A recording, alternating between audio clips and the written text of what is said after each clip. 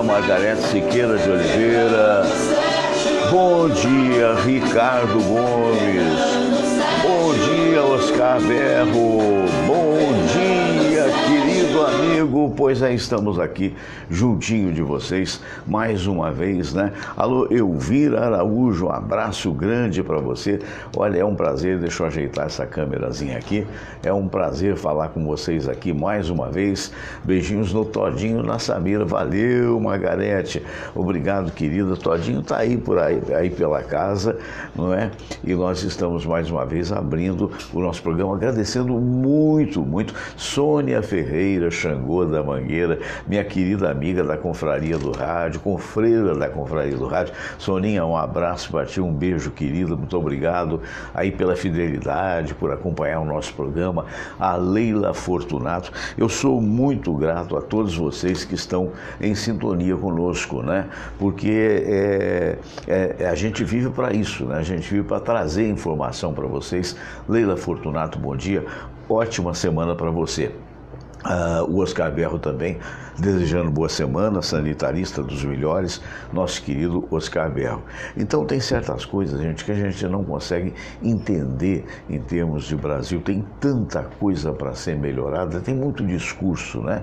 Tanto o discurso da direita, quanto o discurso da esquerda, passando pelo centro. Felipe Ferraz, bom dia.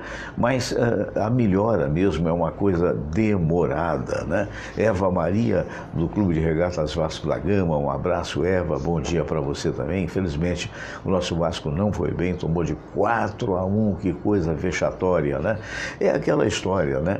Se for para ter um técnico pior, eu não conheço o trabalho do rapaz, eu sei que o rapaz que está aí é interino, ele veio da base e lançou outros meninos da base contra o Atlético Paranaense. E, obviamente, não deu certo. Simone Tavares, bom dia. Sei que alguns jogadores estavam contundidos, mas um time como o Vasco da Gama, que leva a alcunha de gigante da colina e, de uma certa forma, por tudo que fez no passado, gozações da torcida, das torcidas contrárias à parte, que faz parte do show mesmo, mas é aquela história, não pode se apresentar desta forma, né? Foi um time pífio. Agora, o que preocupa no Vasco da Gama, bom dia, Simone Tavares, o que preocupa, na verdade, é que hora se apresenta de um jeito e hora de outro, né? Perder para o Flamengo as duas partidas, infelizmente, se tornou natural, porque o Flamengo é um time mais bem armado.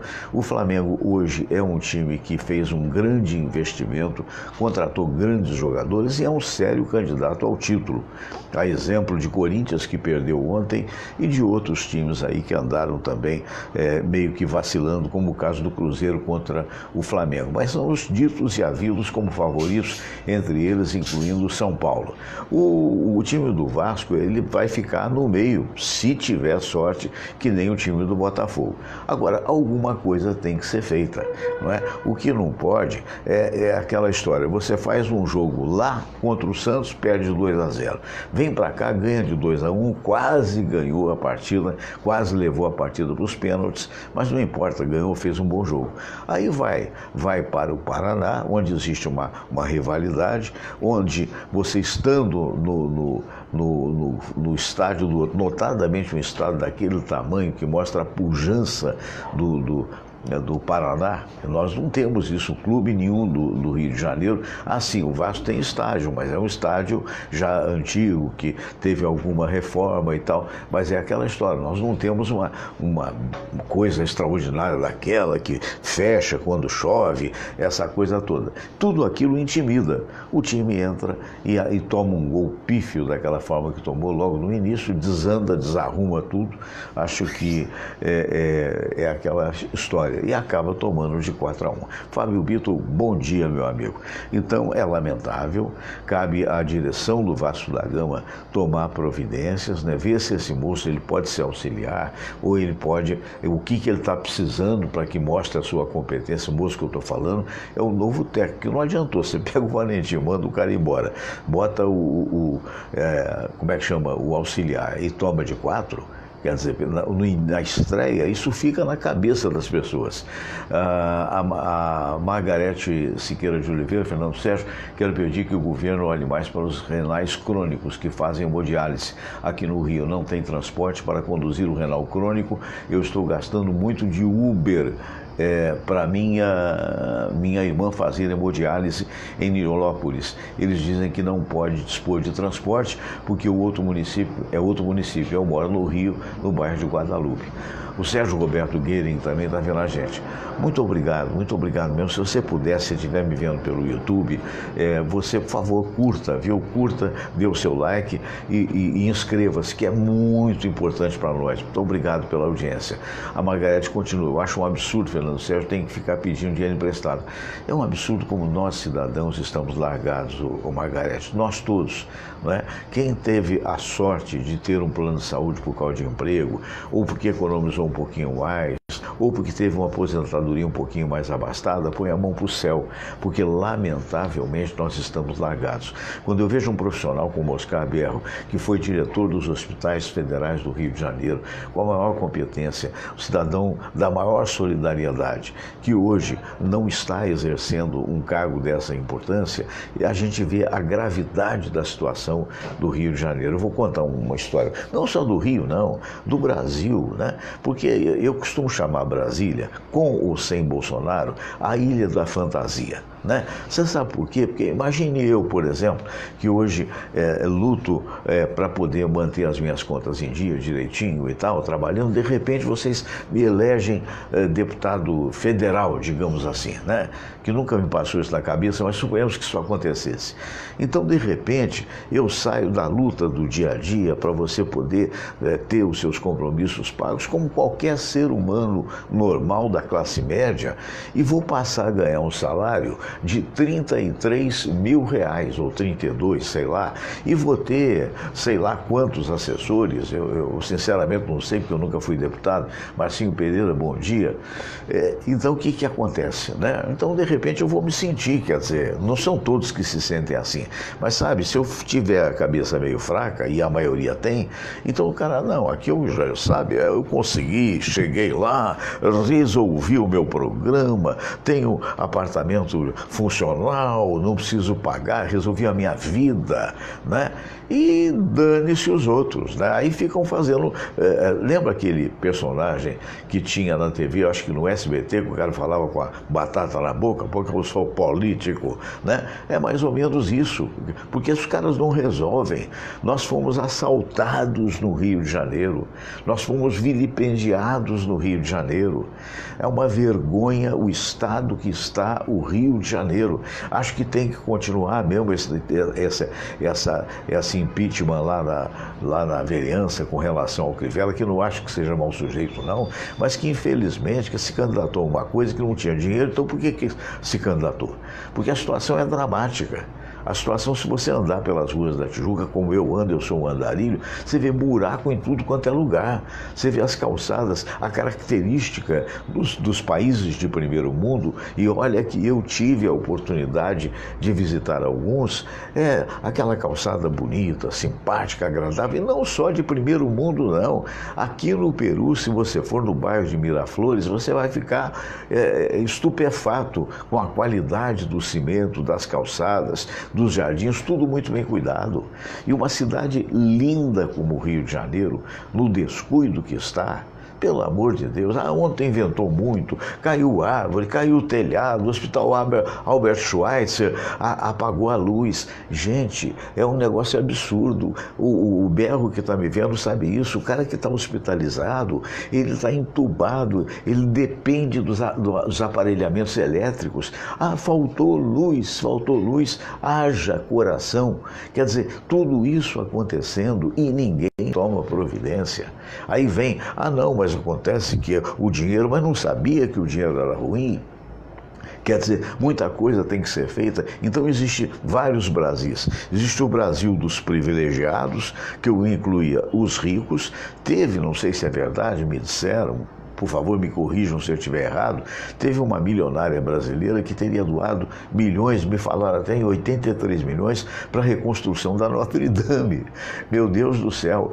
E para a reconstrução de Brumadinho, até hoje não pagaram as pessoas. Quer dizer, aí esse é o povo padrão, são, como se fala, dos milionários, né, que estão lá em cima, então estão acima do bem e do mal. Teve uma atrizinha hoje, de algum tempo atrás, da TV Globo, que perguntaram: escuta, você está morando em Miami, eu estou morando em Miami, e quando é que você vem ao Brasil? Eu venho todo mês. Oba! Aplauso, Valdeci Rosa Palhano, bom dia. Leila Fortunato, bom dia. Né? A Leila dizendo que Crivella nunca teve condições de ser prefeito. Eu acho que nunca teve condições, ele precisa ser bispo.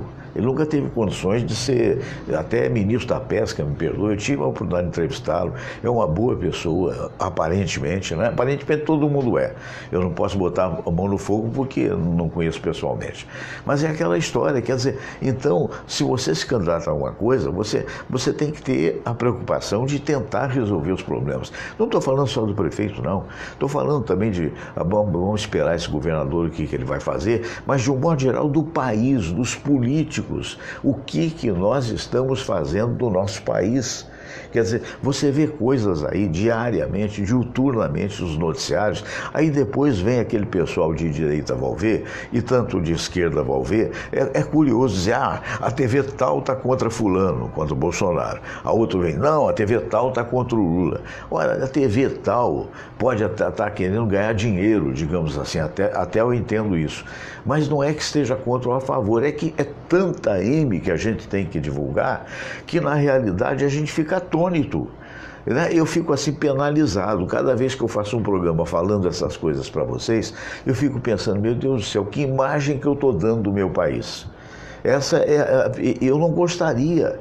Nós temos coisas extraordinárias aqui, nós temos grandes profissionais em todas as áreas, no jornalismo, na medicina, até alguns bons políticos, que são poucos, é verdade, mas nós temos coisas muito bem feitas que aconteceram. Exemplo, por exemplo, outro dia eu estava pensando, a Ponte Rio-Niterói está lá erguida há tantos anos, não é? Nós temos o Corcovado, nós temos o Cristo Redentor, nós temos o bondinho do Pão de Açúcar, que nunca deu problema. Nós temos uma orla marítima das mais lindas do mundo. Mas, meu Deus do céu, você anda num bairro como a Tijuca, um bairro nobre da Tijuca, e você vê as calçadas completamente quebradas, tortas, arrebentadas. Algum tempo atrás, quando eu quebrei a perna, e eu quebrei no lazer, porque eu fui, através até do convite do Felipe, meu filho, nós fomos para Gramado, lá fui eu me meter a patinar no gelo, quebrei a perna,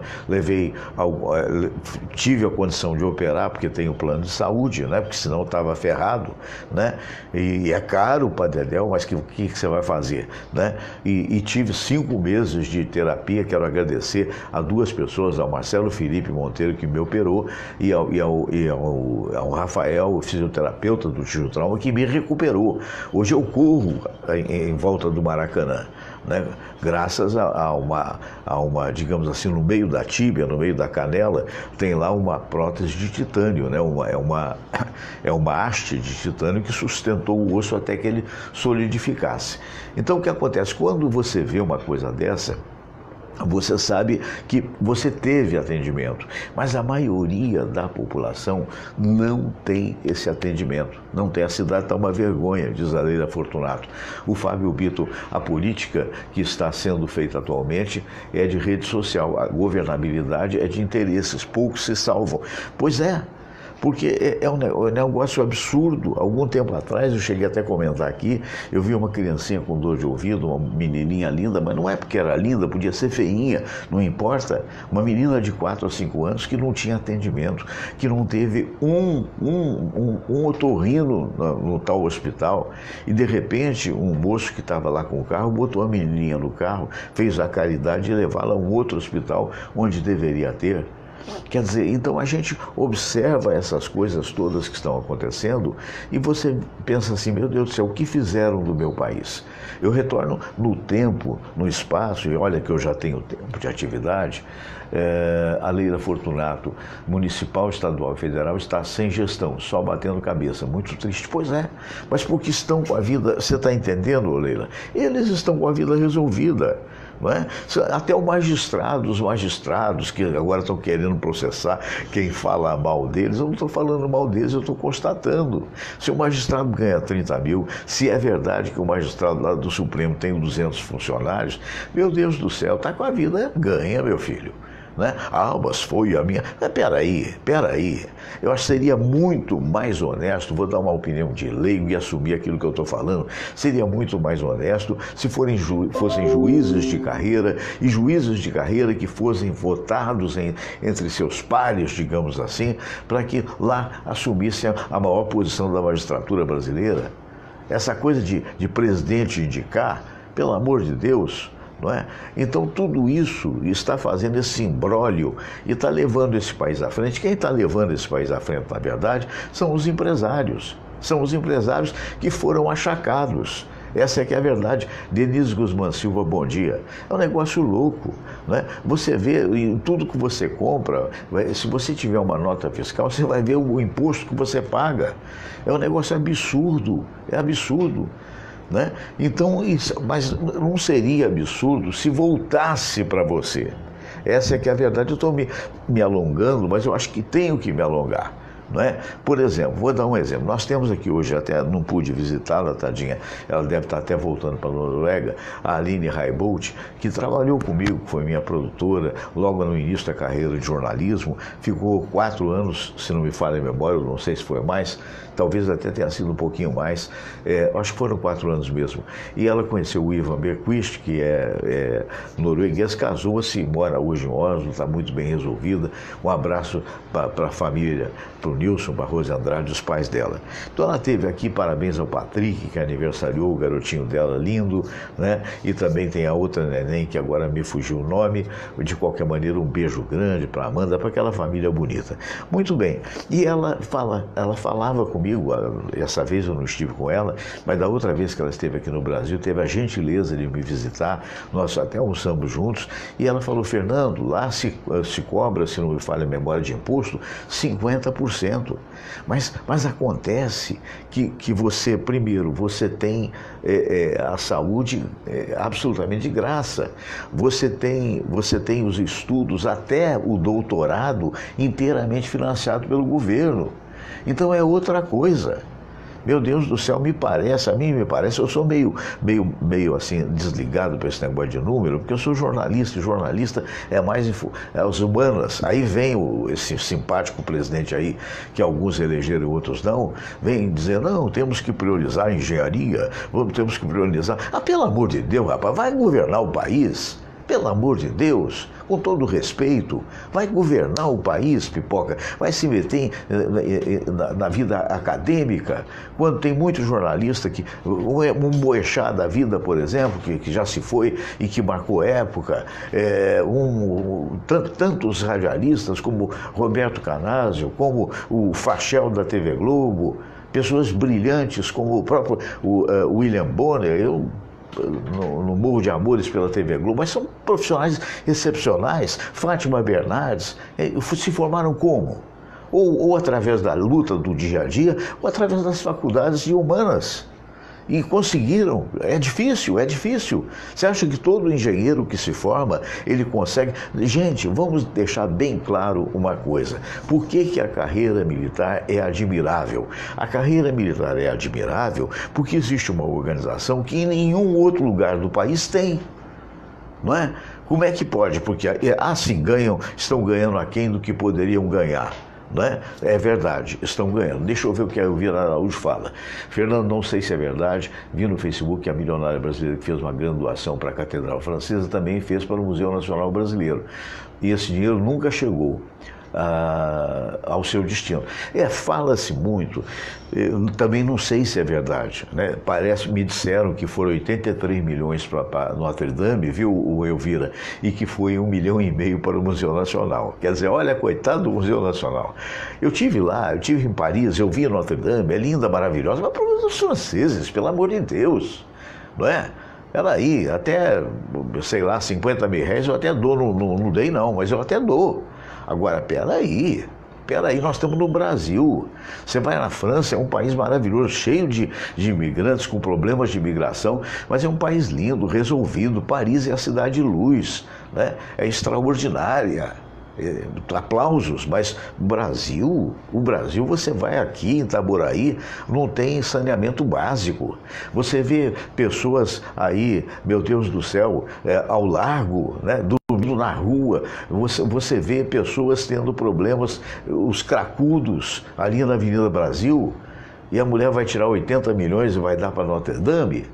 Sabe o que me lembrou de coração? Me lembrou o seguinte: eu estive no Peru com a Samira, e a Samira queria porque havia um bairro ali, que já é um pouco longe de Miraflores, eu esqueci o nome do bairro, Maria Tereza, bom dia, Carlos Augusto também. Nesse bairro tinha ossadas humanas, né?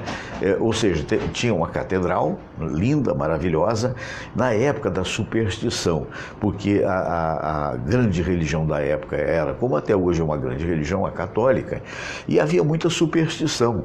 Então a superstição era o seguinte: se você for enterrado debaixo da igreja, você chega mais perto do céu. Se você for enterrado perto do altar, aí então é vapt-vupt. Então os ricos pagavam. Olha, o que você vê debaixo dessa igreja, que nós fomos, pagamos ingresso e olhamos e tal, são fossas, fossas, como eu diria. Você se lembra esse piscinão que foi feito aqui na Praça Vanhagem? Não chega a ser tanto, mas funduras de talvez o quê? Uns 10 metros, imagine círculos de 10 metros, aquilo cheio de ossos e de caveiras. Né? Eu até fiquei olhando para aquelas caveiras, para aqueles ossos, e imaginando assim: meu Deus do céu, quantos sonhos, né, passaram por essas cabeças e foram reduzidas a caveiras. Né? Eu, particularmente, acredito na vida após a morte, mas isso é um outro assunto. Né? Então, mas ali você vê a fragilidade do ser humano. Então, há vários fossos fossos, que a gente pode falar assim, né? Cheio de... e tudo arrumadinho, sabe? Os fêmurs, assim, dessa forma assim, a cabecinha ali, um monte de fossas e tal. E os caras mais perto do altar, tinha até uma clarabóia, que você subia, olhava na clarabóia e você via o padre lá rezando missa. E embaixo aquele monte de osso de gente morta. Me dá a impressão que essa senhora está querendo chegar mais cedo no céu. Eu tenho dinheiro, né? Porque imagina, você, se foi verdade, se você ter dinheiro para doar 83 milhões para a reconstrução da Notre Dame num país ainda em desenvolvimento, para não dizer subdesenvolvida, meu Deus do céu, não é não? Meu Deus do céu. Né? Então é aquela história. Então a mulher está querendo chegar mais cedo. Não, mas eu cheguei lá, a hora que eu bati as botas, já deve ser uma senhora para lá de Marrakech, né? Na superstição dela, eu disse: vou chegar lá, São Pedro vai abrir as portas todas, né? Porque eu doei 83 milhões para Notre Dame. Quando todas as religiões sérias dizem que o verdadeiro templo de Deus somos nós, não é edifício. Edifício não adianta nada. Nós vemos agora na ventania que deu ontem aqui no Rio de Janeiro, uma série de telhados foram pelo menos que a gente saiba, de hospitais, e aconteceu em alguns lugares. Carlos Augusto, bom dia. Abraço, Jean Carlos também. Então, quer dizer, não é por aí. Né? Então, voltando à situação do abandono do Rio de Janeiro, da falta de competência, da falta de conservação mesmo. Né? É verdade que algumas coisas foram feitas. Recentemente foi inaugurado aí o desemboco da água de chuva para o Rio Joana, que já vinha em obra de muito tempo, foi abandonado, foi retomado. Mas a verdade é que o prioritário é a saúde das pessoas. Bom dia, Carol Silva. O prioritário é a saúde das pessoas. Não é, sabe, obra é uma coisa importante, mas ela tem que ser feita aos poucos. E a saúde das pessoas passa pelo saneamento básico. Né? O Fábio Bittel, mais um temporal ontem mostra a fragilidade da nossa cidade. Ontem eu comprovei, vindo da Zona Sul para minha casa, Avenida Brasil, alagada, bairro sem luz. O que a gente pode fazer, a não ser, nós cidadãos comuns, a não ser reclamar? Essa é que é a verdade. Agora ficam preocupados quando eu digo isso. Assim, gente, vamos governar este país, vamos tocar esse país e deixar de ficar fazendo só discurso, porque só discurso, infelizmente, não resolve. Nós vamos agora para a prece de cartas, daqui a pouco eu volto com vocês. Vamos continuar o programa do dia de hoje, trazendo algumas das coisas mais importantes da internet. Vamos então Vamos todos rezar a prece de Cáritas e depois a oração ecumênica que um dia Jesus nos ensinou. Deus nosso Pai, que sois todo poder e bondade, dai a força àqueles que passam pela provação. Dai a luz àquele que procura a verdade. Põe no coração do homem a compaixão e a caridade. Deus, dai ao viajor a estrela guia, ao aflito a consolação, ao doente o repouso. Pai, dai ao culpado o arrependimento, ao espírito a verdade, à criança o guia, ao órfão o pai. Senhor, que vossa bondade se estenda sobre tudo o que criastes. Piedade, Senhor, para aqueles que não vos conhecem. Esperança para aqueles que sofrem. Que a vossa bondade permita aos Espíritos Consoladores derramarem por toda parte a paz, a esperança e a fé. Deus, um raio, uma faísca do vosso amor pode iluminar a terra. Deixai-nos beber nas fontes dessa bondade fecunda e infinita, e todas as lágrimas secarão, todas as dores se acalmarão. Um só coração, um só pensamento subirá até vós, com um grito de reconhecimento e de amor.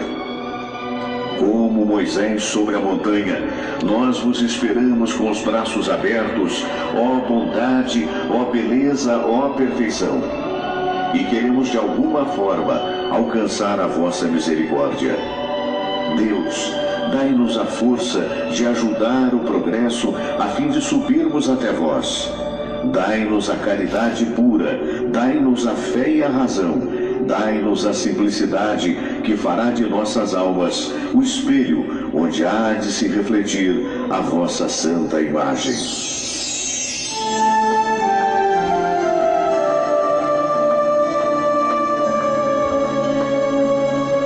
Pai nosso que estais nos céus, santificado seja o vosso nome. Venha a nós o vosso reino, seja feita a vossa vontade, assim na terra como no céu.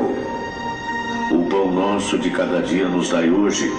Perdoai, Senhor, as nossas ofensas, assim como nós perdoamos aqueles que nos ofenderam.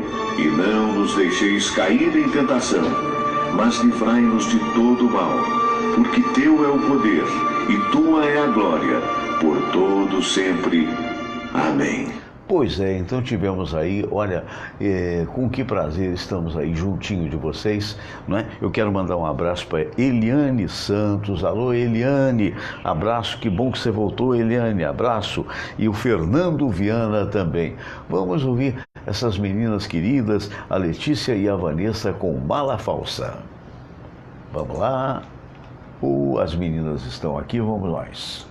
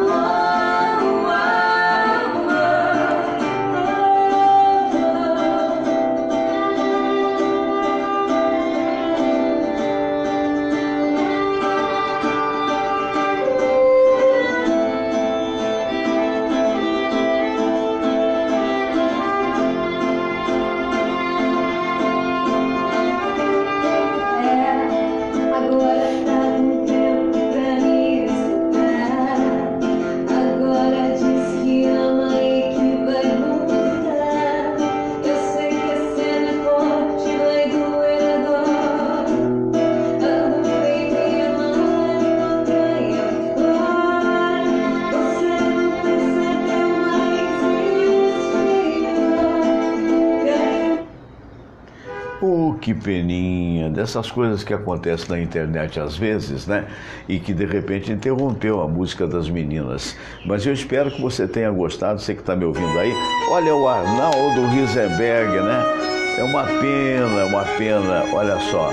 Tem outra aqui, mas depois a gente vai apresentar para vocês. Alô, Olenka Faccioli, bom dia, né? De repente, rede de internet no Brasil é mais ou menos aquilo que a gente reclamou no início. Não chega a ser pior do que a saúde brasileira. A gente tem grandes médicos, mas para os grandes homens das finanças, né? Porque fora isso, a população lamentavelmente está desassistida. Nós temos ótimos médicos até na parte pública. Nós tivemos aqui recentemente, o Dr. Silvio Provenzano, sexta-feira passada, presidente do CREMERGE, e tivemos também o Dr. Cícero Munhoz, que é o diretor médico do Hospital Alemão do Amparo. Então, ambos são e eu também atesto isso, nós temos excelentes médicos, nós temos excelentes enfermeiros, mas infelizmente os hospitais públicos estão sucateados. E é uma triste realidade. Mesmo que você, como eu, tenha plano de saúde, você também está sob risco. Você sabe por quê? Porque Deus o livre e guarde. Se acontece um acidente no meio da rua, um acidente de trânsito, por exemplo, você, uma pessoa querida, seja prejudicada, primeiramente ela vai para o hospital público e posteriormente, então, ela vai para o hospital particular, caso ela tenha condições. Então, o que a gente observa é um desnível muito grande. Você passa por hospitais particulares maravilhosos. Quando nasceu minha neta, a Maia, nasceu lá no hospital de Niterói, eu fiquei pasmo pela beleza do hospital, pela qualidade aparente, né? Eu não sei, tecnicamente falando, nem eu tenho condições de falar, mas eu digo assim, poxa, o lobby do hospital parecia o lobby de um hotel, né? Ao passo que você observa os hospitais públicos aí, e alguns até reformados, gastaram 70 milhões, se não me falha a memória, no tal do Hospital Pedro II, que não tem condição nenhuma de atendimento. Então, são prioridades completamente equivocadas. Essa é que é a verdade. É muita coisa para ser modificada. Eu quero mandar um abraço para Letícia Ibanez e pedir desculpas, porque, de repente, travou, né, quando eu estava tocando para vocês. E eu tenho aqui hoje, sabe? Hoje eu estou fazendo um programa trazendo alguma das coisas, deixa eu me ajeitar aqui, uma das coisas mais importantes da internet. Na verdade, são coisas que a gente está trazendo para você, né? Deixa eu ver aqui, chover faz lama, né? Como se diz. Ontem deu um torozinho por aqui que eu vou te contar, viu? Sinceramente, a gente ficou até preocupado, mas ficou só nisso mesmo, né? Vamos lá, eu quero um comentário, se é que eu vou achar aqui, porque uma coisa é quando a gente acorda mais cedo, faz a programação todinha, né? Vocês já perceberam? Entendeu? Que faz um auê danado para fazer alguma coisa. Mas se você acha que a situação é ruim, eu vou comentar com vocês aqui como era a higiene na época do Palácio Versalhes, na Idade Média. Depois eu faço um comentário. Primeiro, vamos saber. Aliás, antes disso, essa aqui vai ter gente que vai fazer assim, que horror! Quer ver? Eu estou vendo aqui no celular, aqui, ó, olha só. Me mandaram, foi o Brandino que me mandou, o Zé Ribeiro mandou para mim essa situação aqui, ó. Dá uma olhada aqui, olha só. Vamos ver se você vai olhar. Tá vendo essa senhora? Presta atenção. Que isso, gente? A senhora estava no aeroporto de Heathrow, lá na Inglaterra, e a câmera de infravermelho pegou um momento que ela deu um pum. Vocês acreditam? Será? Gente do céu, meu Deus do céu, tomem cuidados, por favor. Viram o que eu vi? Tomem cuidado nos aeroportos, hein? Meu Deus do céu. Deixa eu mudar aqui. Vamos agora mostrar para vocês como era a higiene na época do belíssimo Palácio de Versalhes, na França, que tem jardins lindos, maravilhosos, mas na época não tinha saneamento básico. Então vamos a esse trabalho muito bonito que foi feito aí pelo Amagedon, que é esse site. Vamos lá. bom. Tiver som é melhor. E aí, galerinha? Voltamos com mais um vídeo. Hoje iremos ver como era a higiene no Palácio de Versalhes na Idade Média. Na época, os cuidados com a limpeza eram precários na Europa. Até mesmo o Palácio de Versalhes tinha a fama de ser imundo, habitado por moradores que não tinham higiene. Sem saneamento básico, a população vivia em meio à sujeira e animais peçonhentos. E essa condição também foi uma das causadoras da pandemia de peste bubônica, ou peste negra, como ficou conhecida. Anteriormente, a doença transmitida pela picada de pulga dizimou 1/3 da população europeia, entre realeza e plebeu, no século XIV. Antes considerada um castigo de Deus, a peste trouxe o conceito de higiene pessoal ao mundo e, a passos lentos, mudou hábitos até formar as pessoas limpas e cheirosas que conhecemos hoje. As casas de banho, muito comuns na Europa medieval, foram fechadas durante o predomínio do cristianismo por incentivar atos de luxúria. Na época, também foi difundido que a sujeira era benéfica à saúde, teoria aprovada pela comunidade médica, que acreditava que a água abria os poros e deixava os indivíduos vulneráveis à doença. Para ser considerado limpo, bastava lavar as mãos e o rosto. O banho de corpo inteiro era realizado, quando muito, uma vez por ano. Nessa ocasião, a família inteira se banhava no mesmo barril e com a mesma água, começando pelo pai, que era seguido pela mulher e pelos filhos, do mais velho ao mais novo. Até mesmo Luís XIV fugia do banho, se lavando apenas quando o médico recomendava. Ele se limpava com um pano com água, álcool ou saliva. Nesse período, quartos com banheiros, fossas e sistemas de drenagem não eram comuns até o século XIX. Como não havia saneamento, as pessoas faziam as necessidades em qualquer canto da rua.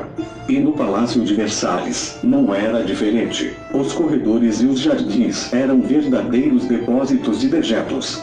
Um decreto de 1715 dizia que as fezes deveriam ser retiradas dos corredores uma vez por semana, o que significa que, antes, o recolhimento era menos frequente. Caixotes ou até mesmo arbustos eram muito usados na época. Fios oleosos eram sinônimos de cabelos saudáveis e brilhantes, por isso ninguém tinha o costume de lavar a cabeça. A infestação de piolhos era frequente, e caçar os bichos na cabeça do outro era quase como um passatempo familiar. Em ocasiões especiais, os cortesãos e a realeza utilizavam perucas para dar uma aparência de limpeza. Se hoje a indústria de cosméticos fatura milhões, é graças às mulheres fedidas daquela época. É mole, minha gente. Vocês perceberam a situação que era na época da Idade Média? Mas, na verdade, é o seguinte, não mudou muito com relação às periferias das grandes cidades, notadamente nos países em desenvolvimento ou subdesenvolvidos. E essa coisa tem que ser mudada. É um negócio absolutamente doido, né? Mas, na verdade, a gente fica... O que nos resta é realmente falar. Me pediram para repetir, eu vou fazer isso, eu vou repetir aquele momento daquela senhora lá no aeroporto de Heathrow, né? Vamos lá, olha só a mulher, olha só, minha gente, tá vendo? A mulher foi apanhada por câmera de infravermelho. E o que teria acontecido ali? Todo mundo sabe, né? A senhora soltou um pum.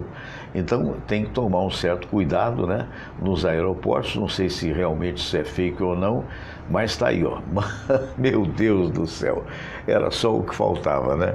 Mas tá vendo? Monitorando tudo atualmente, até isso. Aí Cleia Cardoso de Queiroz está vendo a gente. Cleia, prazer muito grande. Eu hoje estou fazendo aí trazendo aqui algumas informações, né, que a gente colocou na internet, né, que são coisas importantes. Eu confio muito no trabalho do William Vac, que é um grande jornalista que tem todo o meu respeito e a minha admiração. E o William Vac tem um trabalho muito bonito, que é o painel WW. E o William vai trazer aí o pensamento dele com relação à polêmica entrevista que foi autorizada pela Justiça do Lula. Vamos ver o que o William Vac pensa a respeito. É a sua mais nova publicação no painel WW, que eu recomendo. Eu sou assinante desse painel, eu recomendo para vocês. Só um minutinho aqui que eu fiz uma bobagemzinha, mas eu acho que vai dar tudo certo. Então, atenção, vamos nós. Atenção, vamos ver, só ajeitar aqui a posição. A entrevista que Lula concedeu lá na Polícia Federal, onde ele está preso, em Curitiba. Ele falou a representantes de 2 jornais, da Folha de São Paulo e do El País. Eu vou virar aqui, porque senão não vai dar. Particularmente o site brasileiro do El País, que talvez seja a publicação em espanhol mais importante do mundo. O site brasileiro foi até um pedido pessoal do Lula aos diretores do El País quando visitaram lá por volta do primeiro mandato dele. Naquela época o Lula achava que precisava do contrapeso ao que ele considerava excessivo direitismo da mídia. A gente viu ao longo da história que, na verdade, esse excessivo direitismo nunca existiu de fato. Boa parte da mídia era ao Lula extraordinariamente simpática, inclusive. Mas o que interessa é a gente dar uma espiada o que é que o Lula tinha para dizer, praticamente um ano depois de ter sido preso. Não há uma modificação, pelo menos na minha interpretação das palavras dele, não há uma modificação muito grande da maneira dele ver a realidade. É aquela, digamos, reiteração da vitimização, que sempre foi um discurso muito bem sucedido, muito bem usado pelo Lula na campanha política dele, de ser alvo deles, de algum sujeito oculto, de algum tipo de articulação, de alguma elite, de algum grupo não bem identificado, que sempre impede no final que o Lula cumpra essa missão quase, como ele se vê, de Messias, de redentor do povo brasileiro, por aí vai. Nesse sentido, não há nenhuma modificação sensível no tipo de discurso político que ele faz. Aqui e ali alguma observação acaba tendo um significado irônico. Por exemplo, quando ele diz que as elites brasileiras deviam fazer uma autocrítica diante do resultado da eleição do ano passado, de outubro. A eleição, como eu disse num vídeo que vocês podem conferir aqui no canal, a eleição que na verdade foi a condenação política de Lula, a derrota do PT e a vitória de um outro tipo de movimento de transformação da paisagem política brasileira, em oposição em boa parte ao que Lula e o PT significaram na história recente brasileira. Digamos, esse clamor que ele lança, vamos as elites fazer uma autocrítica, quem sabe essas elites deveriam mesmo fazer uma autocrítica, mas eu aí coloco a minha ironia em jogo. Boa parte do que Lula conseguiu fazer nos mandatos se deveu sim à participação consciente, voluntária e entusiasmada de boa parte de elites empresariais brasileiras também, que acharam o máximo o tipo de intervencionismo estatal, que é uma das causas principais da recessão e do desastre econômico no qual o país acabou caindo ao final do período do lulopetismo. Outro ponto que Lula considera, na sua narrativa pessoal, na narrativa dele, é a ideia, claro, ele vem defendendo, legítimo que ele diga que é inocente, que ele não se considera culpado de coisa nenhuma, que na verdade ele não foi, digamos, julgado e condenado, na verdade ele teria sido simplesmente alvo de uma campanha política disfarçada em julgamento. Não corresponde aos fatos pura e simplesmente, por mais que todos aqueles ligados à figura do Lula e ao PT tivessem nos últimos anos se empenhado em dizer que ele não teria sido julgado por um sistema judiciário digno de uma democracia. Ao contrário, as pessoas podem gostar ou não do julgamento do Lula, pode-se de fato, como tem sido apontado como motivos fortes do ponto de vista de quem estuda direito, que aqui e ali há falhas severas, inclusive no caso do triplex, porém, não há como negar que Lula foi submetido a um julgamento dentro das leis, com todas as chances de contraditório e de defesa, sem nenhum tipo de cerceamento. E isto é característica de um Estado de Direito. A narrativa dele, portanto, não para de pé nesse sentido. O que cabe a gente perguntar agora em relação a Lula e o PT, uma pergunta que eu tenho ouvido muito nas palestras que eu tenho feito pelo Brasil afora se volta ao poder, no caso do governo Jair Bolsonaro, se enrolar e não conseguir entregar o que as pessoas estão querendo, e qual é a força política desse personagem Lula.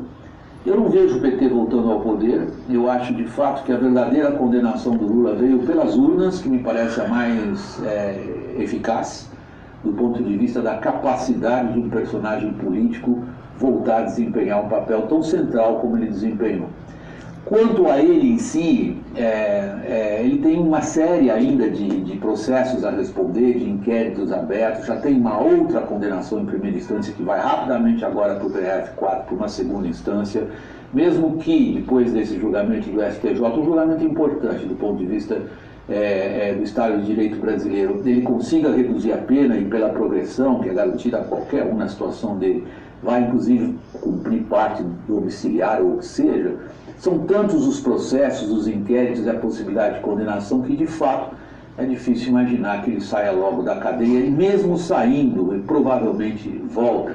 Ou seja, a possibilidade do Lula disputar cargos eletivos me parece tão remota a ponto de nem sequer precisar ser considerada.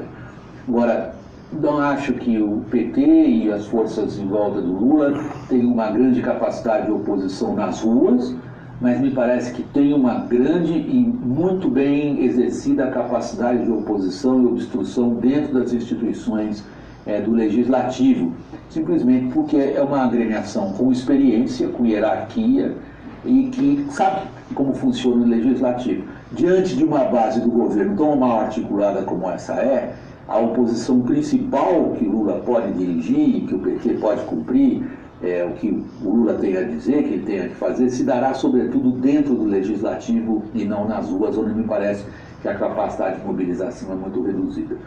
E por último eu queria falar da minha própria impressão desse personagem histórico. Eu, como veterano repórter que sou, conheço o Lula há mais de 30 anos, que acompanho o Lula na política. Sem dúvida nenhuma, é um dos nomes mais importantes dos últimos 100 anos de política brasileira. Isso não é pouco. O impacto, a importância, a presença dessa personalidade e tudo o que ele significa está garantido para a história do Brasil. Não importa aqui se as pessoas gostam ou detestam do Lula, é impossível negar a importância dele.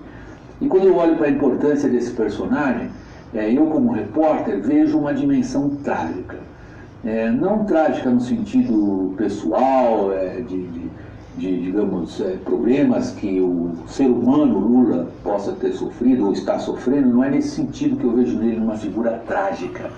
Eu vejo nele uma figura trágica do ponto de vista do Brasil. Lula, durante muito tempo, quis ser presidente e foi eleito numa onda de popularidade significativa, ali 2002, 2003, e isto coincidiu com um período na economia mundial que provavelmente não se repete para os próximos 30 e 40 anos. Um período de enorme prosperidade no mundo inteiro, trazido sobretudo pela ascensão da China, que significou para o Brasil uma bonança inigualável. O Lula, quando se tornou presidente pela primeira vez, ele teve essa sorte, porque ele não controlava nada disso, numa época em que o Brasil teve uma oportunidade histórica que talvez não se repita pela próxima geração ou duas, de prosperar e se firmar e ser um país com um crescimento econômico digno das necessidades da nossa população, que na sua maior parte continua miserável e sofrendo um enorme problema de desigualdade social. Aí vem esse trágico ao qual eu me referia. Lula teve todas as chances de ajudar a levar o país a aproveitar essa onda de bonança, esse grande, digamos, esse grande acontecimento internacional que não se repete tão depressa. E, na verdade, o que o lulopetismo conseguiu, em boa parte por influência direta desse personagem político do qual estou falando, Lula, foi entregar o país na sua pior crise econômica, mais sério ainda, talvez na sua pior crise moral. Está aí o que eu chamo de trágico na figura de Lula. tendo todas as possibilidades de fazer algo, conseguiu disso o pior. Pessoal, muito obrigado. Até o próximo vídeo. Pois é, eu quero pedir desculpas a vocês, porque eu cometi aqui um erro, e esse erro, uma vez cometido, ele inverte a imagem. Hoje eu estou fazendo o chamado self-made program, significa que eu estou sendo a câmera de mim mesmo. Normalmente é a Samira, mas ela hoje teve um probleminha, e infelizmente foi o que aconteceu. Agora você vê, de uma maneira simples eu resolvi o problema, mas na hora eu não tive essa destreza, né? Porque acontece o seguinte: quando você está fazendo um programa, alô Nato Compositor, alô Sara Silva Mascarenhas, quando você está fazendo um programa via Facebook, que depois vai para a internet, vai para o YouTube, perdão, ao vivo, se você erra o dedo, tem vários ali no Viewfinder, antigamente chamava-se Viewfinder, a tela da câmera tem vários ícones para você mudar de câmera. Se você erra o dedinho ali, aparece uma série de coisas. Se eu errasse mais uma vez, ia aparecer, por exemplo, William Vac falando de óculos escuro e de chapéu preto, que é, na verdade, uma fantasia. Então, para não errar, o que aconteceu? Eu falei, não, eu vou botar na câmera inversa. Então botei na câmera inversa, só que a câmera inversa, os letreiros ficam ao contrário também. Mas o importante é que você ouviu o comentário desse experiente jornalista que nós todos admiramos. Eu quero aconselhar que você, podendo, assine o painel WW do William Vac no YouTube. E eu concordo em gênero, número e grau com o que ele falou. Inegavelmente, se você olhar a história do Brasil daqui a muitos e muitos anos, você vai ver que a figura do Luiz Inácio Lula da Silva foi muito importante. E num primeiro momento, ela teve um apoiamento extraordinário. No primeiro governo, em função até do que ele explicitou muito bem, que foi o aparecimento da China como poder econômico, e ele tomou carona, não que ele tivesse talvez o mérito para isso, mas ele tomou carona junto. Naquele primeiro momento, quando acabou o governo dele, ele tinha 83% de aprovação, ou seja, muitos desses que hoje votaram contra ele estavam apoiando naquela época, porque ninguém tem bola de cristal.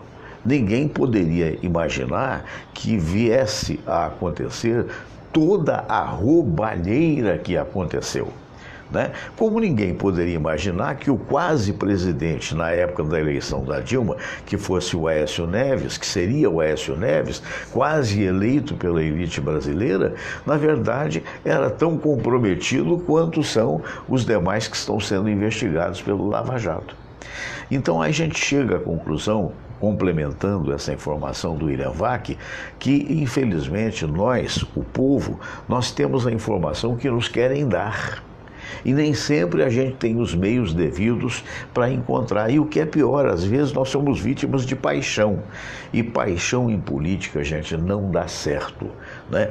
Claro que você é apaixonado pelo seu clube, se você gosta de futebol, dificilmente você troca de clube, mas, por favor, paixão para político não leva o país a lugar nenhum.